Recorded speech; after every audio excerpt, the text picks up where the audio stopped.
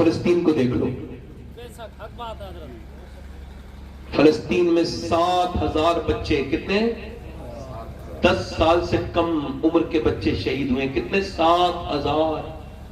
माएं जब उठा रही हैं लाश अपने बेटे की ना, तो किसी का हाथ आ रहा है, किसी का पांव आ रहा है। आप भी बच्चे वाले हो, मैं भी बेटा वाली हूं, बेटे मेरे भी बच्चे हैं। तुम्हारे 5 साल के 2 साल के बच्चे को ऐसे उठाओ तो किसी का हाथ आ रहा है, किसी का सर उड़ गया। एक एक परेड पे एक परेड पर 3-3 लोग दावेदार हैं, एक परेड पर। हजारों लोग शहीद हो गए, किसी को तकलीफ नहीं है।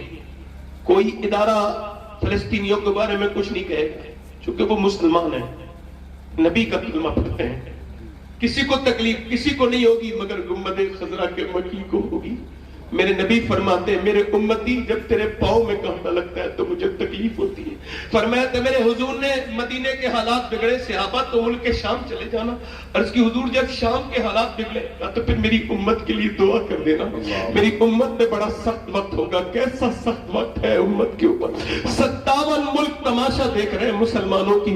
उनके मोहल्ले के मोहल्ले पूरे खत्म कर दिए गए, उनके पास पीने को पानी नहीं। मगर उन औरतों का जब मैंने बयान सुना है, अपनी बहनों का, बेटियों का, ये जो अपनी आदि आस्तीन के कपड़े पहनती हैं, मेरी मुसलमान उन तक मेरी ये बात पहुंचाना तुम्हें खुदा का वास्ता है। उन तक बताओ जो अपने बेडरूम में बैठी हुई अपने आप को बंबई की हीरोइन की तरह बनाना चाहती है, उसको बताना।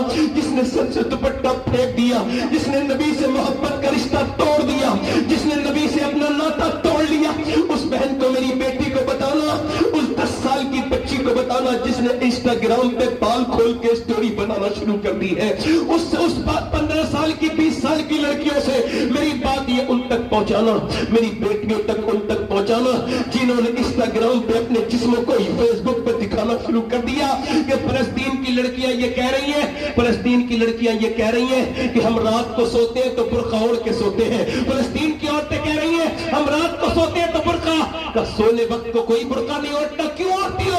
इस वजह से ओढ़ते हैं कि जब बम गिरता है तो घर हमारे मलबे में तब्दील हो जाते हैं। हम ये चाहती हैं कि जब हमारे ऊपर बम गिरे और हम जब मलबे में दबे और जब हमारी लाशें निकले तो बेपर्दा नहीं होनी चाहिए, पर्दे में होनी चाहिए, बेपर्दा नहीं होनी चाहिए, पर्दे में। फिलिस्तीनियों तुम्हें सलाम हो, फिलिस्तीन की गाजा पट्टी की मेरी बहनों, तुमने तो हमें जीने का सलीका सिखाया मगर हम सीख न सके, हम सीख न सके। तुमने तो बहुत सिखाया मगर हम सीख न के सके। हाय ये दुनिया लग गई, क्या समझते हो?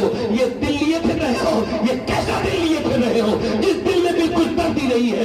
ये कौन सा दिल है? ये तो जानवर से भी सख्त दिल है जिसमें किसी का दर्द नहीं। मुसलमान वो है, मेरे नबी ने फरमाया मेरी उम्मत एक जिस्म की तरह है। अगर एक जगह जिस्म में तकलीफ हो तो पूरा जिस्म मुतासिर हो जाता है। अगर किसी भी दुनिया का मुसलमान परेशान हो तो अगर तेरे दिल में परेशानी नहीं हुई तो तू फिर सही मानों में मुसलमान नहीं, तो फिर वो मोमिन नहीं जिस पर अल्लाह का इनाम उतरने वाला है। और मेरे दोस्त, मैं तुझसे पूछता हूँ मेरे भाई, चल वो फिलिस्तीन की लड़कियां अपनी जगह, क्या तू अपनी बहनों को पहना सकता है दुपट्टा? क्या तू अपनी बेटी को पहना सकता है दुपट्टा? मैं तुझे बताता हूँ, करबला की बात सुनना चाहते हो? सुनो। 6 साल की है ज़ैनब। कितने साल की बोलो? 6 साल की ज़ैनब। मैं खत्म कर रहा हूं, थोड़ी देर और सुन लीजिए। कुरान पढ़ रही है। हजरत अली कहते हैं मेरी शादी हुई। किसकी शादी हुई बोलो? हजरत किसकी शादी हुई? किसकी शादी हुई? अली की।